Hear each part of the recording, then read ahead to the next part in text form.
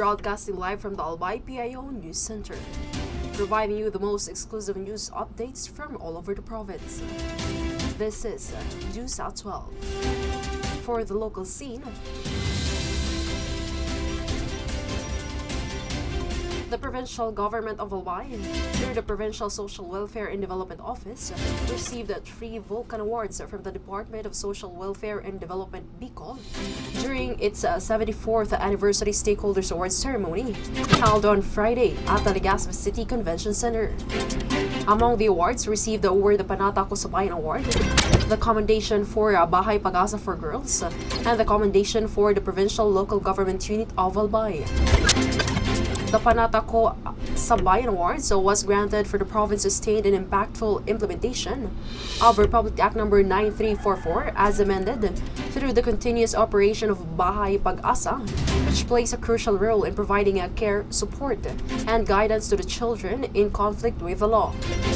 Meanwhile, the dedicated team of Bahay Pag-asa for Girls received a special commendation for their commitment to effectively utilizing the Juvenile Justice System Information System, or the GGMIS. The provincial government of Albay was also recognized with a commendation for its significant role in supporting the successful implementation of the Pantawid Pamilyang Pilipino Program for Peace for the fiscal year 2024. According to PSWDO, this triple recognition is not just an award, but also a reminder of their shared responsibility and ongoing journey in serving the most vulnerable sectors of the community.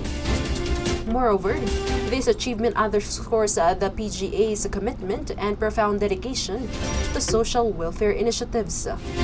Meanwhile, in celebration of the Safe Motherhood Week, the Provincial Health Office is dedicated to equipping the public with the knowledge and resources necessary for promoting maternal health through safe motherhood practices. Maria Julian O. Garcia, APHO's Safe Motherhood Program Coordinator, highlighted the vital importance of maternal health for the overall well-being of individuals. The PHO also provides valuable information about healthy pregnancies and safe childbirth, understanding its importance for expectant mothers, couples, and families planning for pregnancy. This initiative also seeks to empower families with essential knowledge and tools to safely navigate pregnancy and childbirth, contributing to the brighter future for mothers and their children throughout the province. In the national scene, the Presidential Communications Office, or PCO, is calling on the public to report any misinformation or disinformation related to the 2025 midterm elections through dedicated helplines, email, and social media channels.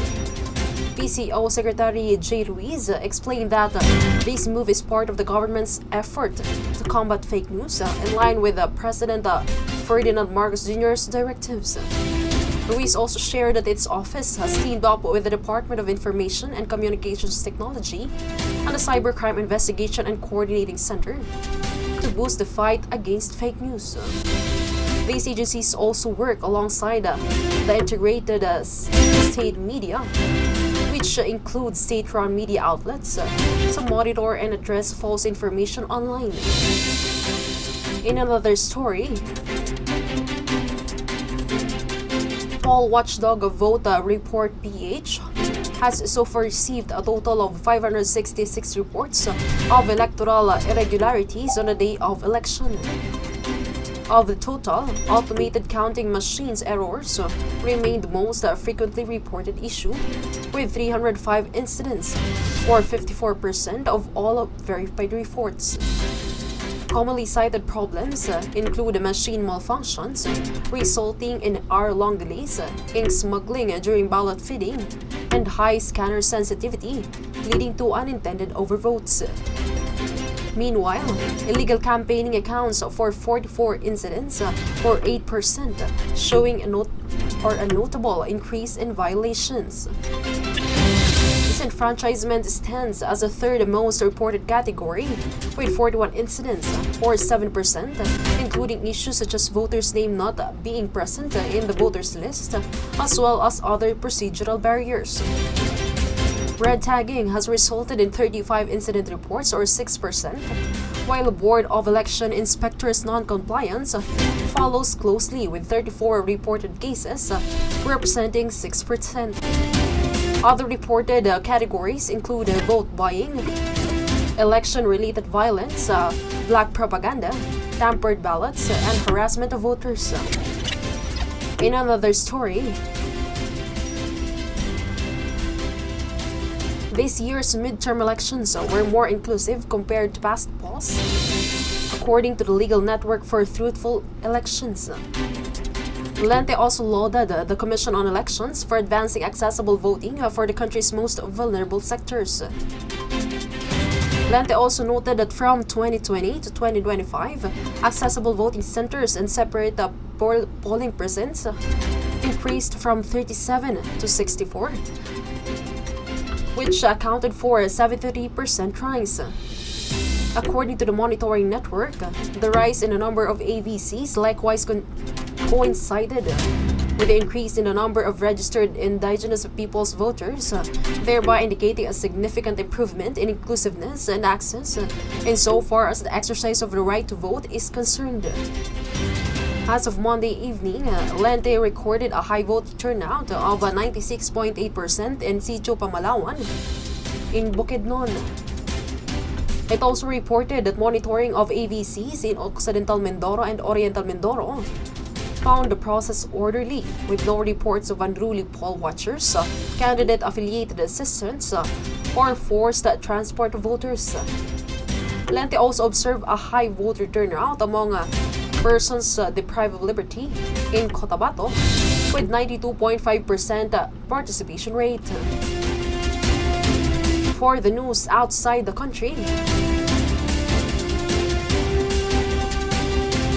Russia and Vietnam have agreed to promptly negotiate and sign agreements on building nuclear power plants in a Southeast Asian nation and elevate the bilateral comprehensive strategic partnership to a new level in terms of quality.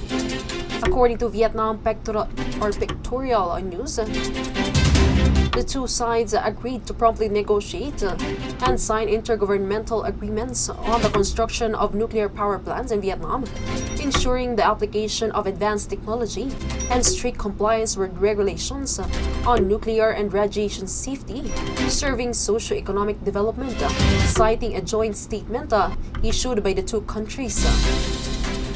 The statement followed a visit to Moscow by Vietnamese Communist Party chief To Lam.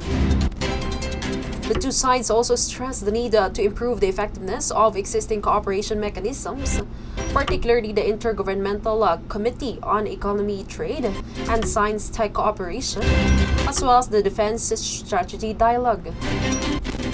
In another story,